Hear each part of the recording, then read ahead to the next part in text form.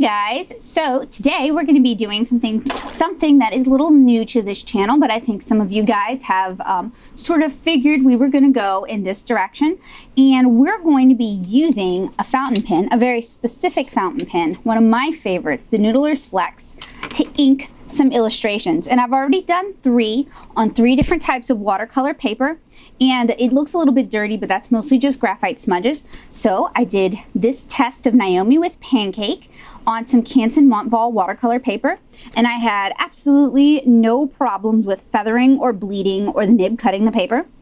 I did this test on Global Arts watercolor paper, and this is a less expensive watercolor paper that doesn't perform particularly well. I have trouble with it with watercolor, in fact, and my ink did bleed out a little bit, but not too bad even on this kind of crummy paper. We also have this doodle of Kara on a Beta Stillman and Burns watercolor / mixed media paper. No problems here either. And then finally we have the one that started it, this little doodle of Kara on a Holbein multi-drawing book. It has watercolor paper in it. So today we're going to be testing out some Strathmore vellum Bristol paper, and we're gonna start with a sketch, and then we're gonna go ahead and ink it with our Noodler's Flex. This is my demonstrator. I just cleaned it and refilled it again with platinum carbon ink, so that's what I'm working with. These are wonderful, inexpensive little flexible fountain pens. I recommend them for my fellow artists and inkers, and I do enjoy inking with a dip pen. And no, this is not quite like inking with a dip pen, but it is portable and it is less prone to making a mess from your ink spilling everywhere. So if you're interested in inking in comics, I recommend you consider this. So we're going to go ahead by coming up with a sketch, and I'm going to zoom in for you guys, but I'm going to work on this in time lapse because, to be honest, I'm working on something else right now and I felt like drawing. So I will check in with you guys once my sketch is completed.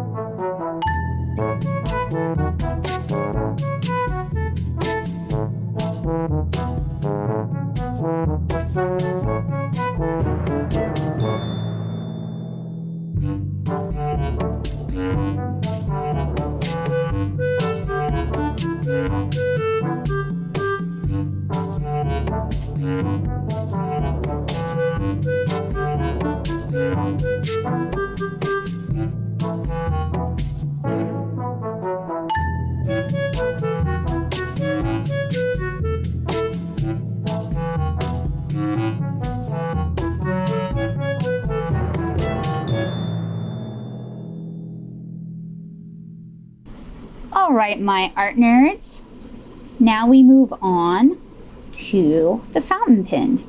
And the Noodler's Flex has a threaded cap, so you can't just pull it off and on. You could post it if you want, and post fairly snug, but I don't want to do that because sometimes it leaks a little bitty bit of ink onto the cap. It's not really a big deal, but I don't want it all over the pen itself.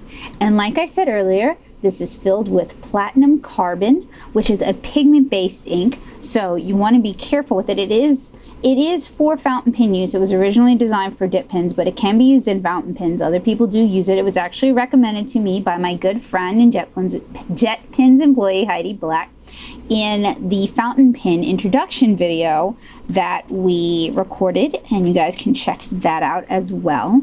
So it's pretty simple. And I'm going to zoom way in so you guys can see. It is in many ways very similar to how you would handle a dip pen.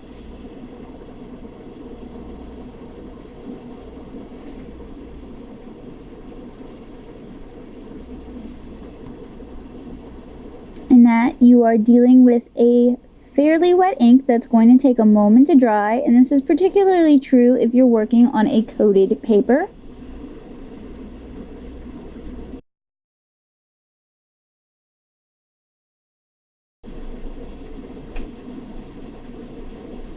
like a dip pen. It does, there is some flex, not nearly as much as most nibs. It has about as much flex, I would say, as a spoon nib.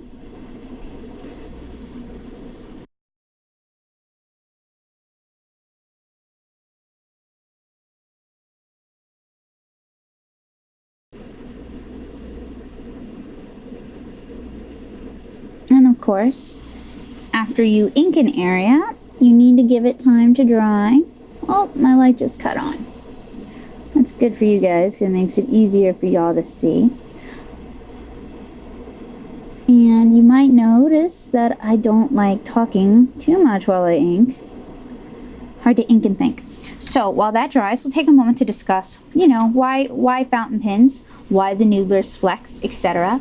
There are many fountain pens on the market. Those of you who are Jet Pens customers know that for sure. And there are a range of fountain pens in the affordable category, and I would definitely place the Noodler's Flex in the affordable category, ranging from about $14 to $20, depending on where you get it. And I got mine on Amazon, and you guys can find the link in the description below. I think I paid like 16 something for it. It does have a very strong smell. It is made with vegetal resin, which is unlike plastic in that it will, over time, if placed in an environment that encourages biodegradation, it will biodegrade. So in a way, this is a very eco-friendly pen because all that will be left is the clip, this metal band, this other metal band, and the nib. But it's just fine if it's in your pencil case, if it's in your drawer, it's not gonna go anywhere. And if you are interested in these sort of pens, Goulet Pens does a lot of amazing videos on this that I highly recommend you guys check out. So why a fountain pen and why not a dip pen? Well, most of you guys who have hung out with me for Inktober over here on the channel know that dip pens can get messy. You have an open pot of ink. I'm actually looking for my Dinky Dips. They're somewhere under this pile of hoard. You have an open pot of ink that you're constantly dipping. Aha, here's one. You have a pot of ink. This is a Dinky Dip, not in its little Dinky Dip wooden holder, and I got this from Paper and Ink Art. You have an open pot of ink that you're constantly dipping your nib into. There's a lot of opportunities for spilling and for dripping. If you have pets or kids, it can get really messy. A fountain pen, while it uses similar but different inks, these need to be water-based ink. Most of them are dye-based so that they don't clog up the tip. A fountain pen holds the ink inside in a reservoir. Now the Noodler's has a piston reservoir that you can fill with almost any kind of ink you want. The founder of Noodler's, Nathan Tardif, definitely seems like someone who encourages experimentation and noodling around. And these are inexpensive enough that if you do goof up one pen, you can replace it. It is not the biggest hardship in the world.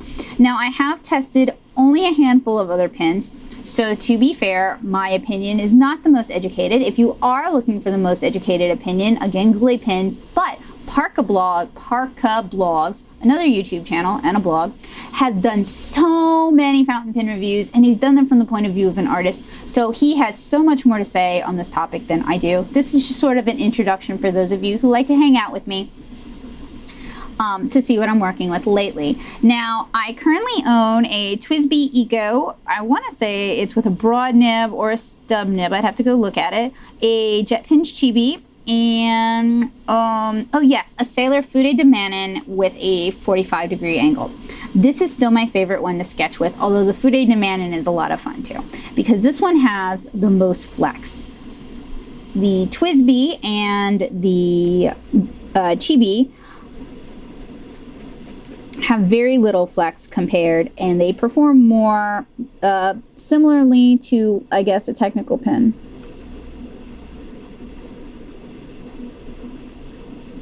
Now, what's funny is that if you look online, if you're an artist, if you're a sketcher, if you're a doodler, and you look online for information about noodlers, you will see a lot of positive, you will see a lot of negative. And I want you guys to primarily focus on the positive, because many of the negative reviews are from fountain pen purists, and they're not really applicable to our use case.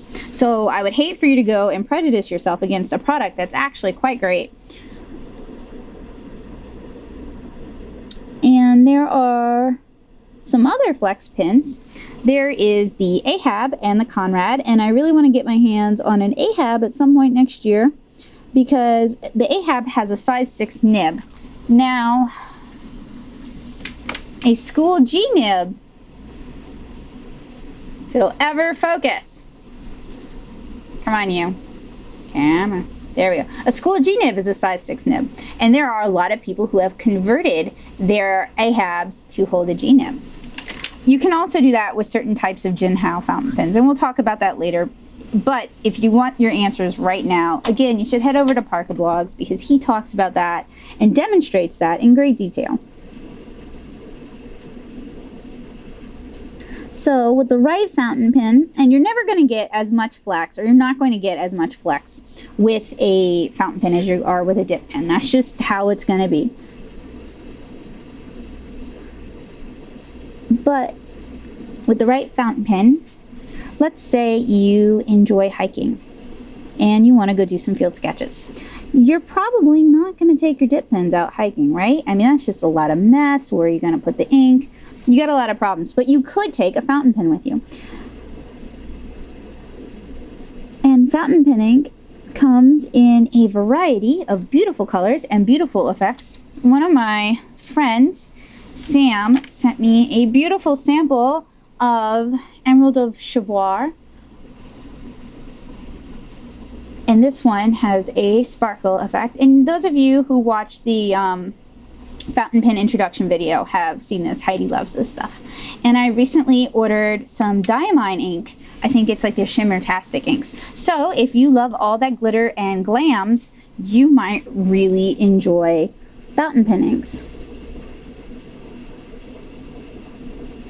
And you do need to either look up or test water solubility.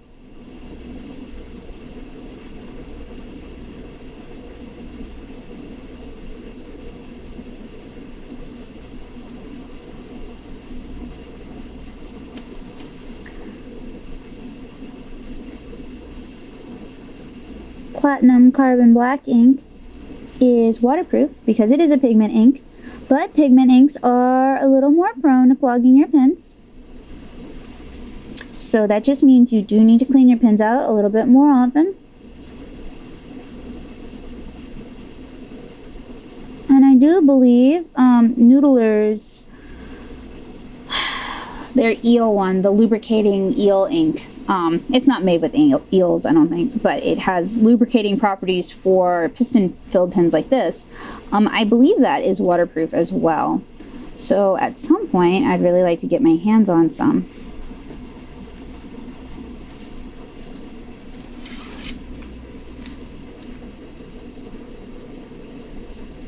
In fact, the hardest part for me with inking with this little guy is when the spirals get in the way, but that is a problem regardless.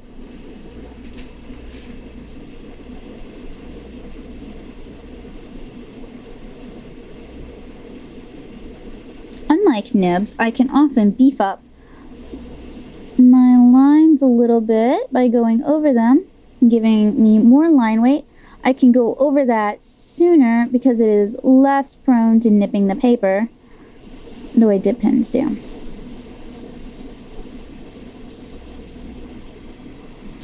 Now, I know many of my dear viewers are younger and you're on a budget, and I definitely understand. The one I'm using, like I said, was anywhere from $14 to $20. The nib it comes with is pretty flexible. That's what I have in right now.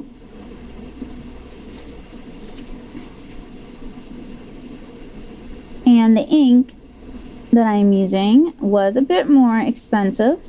And I will link everything in the description below. But it's going to last a really long time.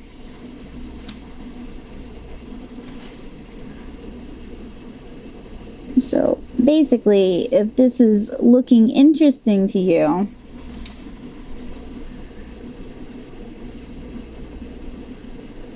it might very well be worth the investment. As much as I love and I promote and I push the use of Fude pens, I am really enjoying using fountain pens for some of my inking.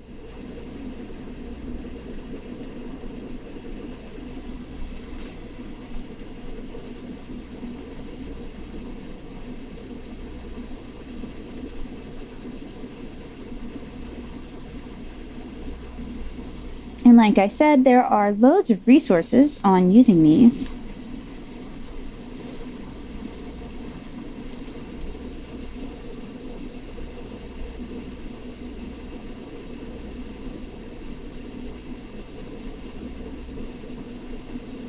Just keep in mind that many other reviewers are not using these for art or inking purposes. They're using them solely for writing purposes, and they may be testing their pens on special papers like Rhodia, which I don't care, or Tomoe River paper, which I don't I haven't actually gotten a chance to use the Tomoe, but I don't care for Rhodia very much. I mean, it's fine, but like for drawing, I don't like it.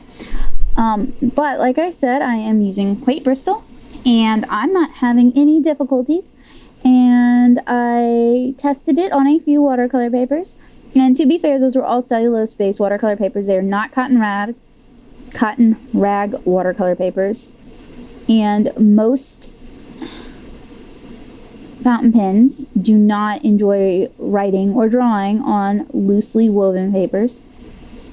So I would recommend you stay away from the cotton rag papers unless you're just testing to find out if it works. And if that's the case, you should let me know.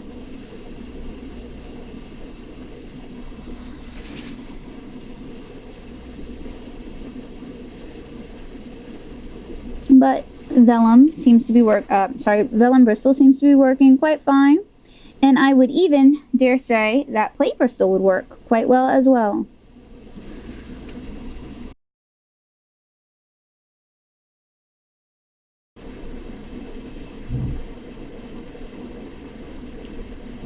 And unlike with a dip pen, I'm not constantly stopping to dip my pen, which is not really a big problem, or stopping to test my pen and remove excess ink.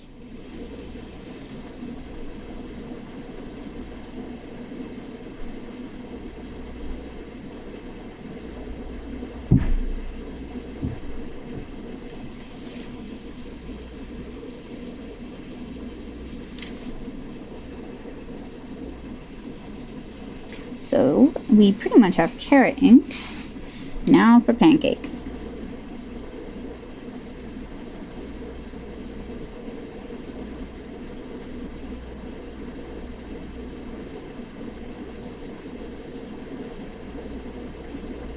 And I am, as you guys can see, struggling a little bit around the wire spirals.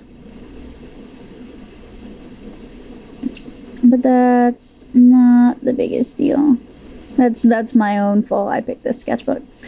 And I do actually recommend these Strathmore visual journals. Maybe in a larger size though. The watercolor one's sort of hit or miss. There are people who love Strathmore watercolor paper, and there are people who hate it. And I don't particularly care for it myself.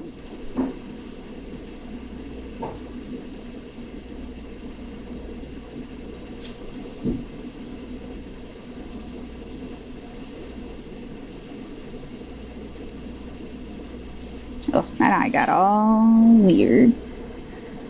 That's what happens when you're trying to draw and it's the end of the paper as we know it.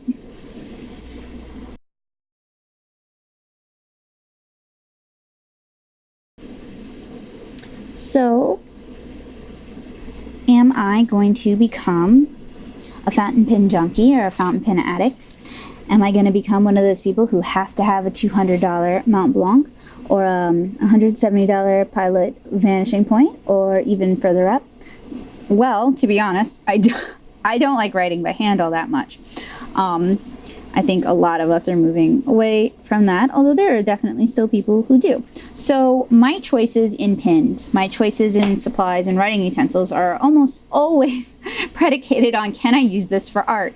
Can I use this for illustration? So I will probably acquire more fountain pens. I do enjoy inking with them. There's something very fulfilling. It sort of scratches that dip pen noodle without, you know, me needing to bust out the dip pen. Not that there's anything wrong with that either.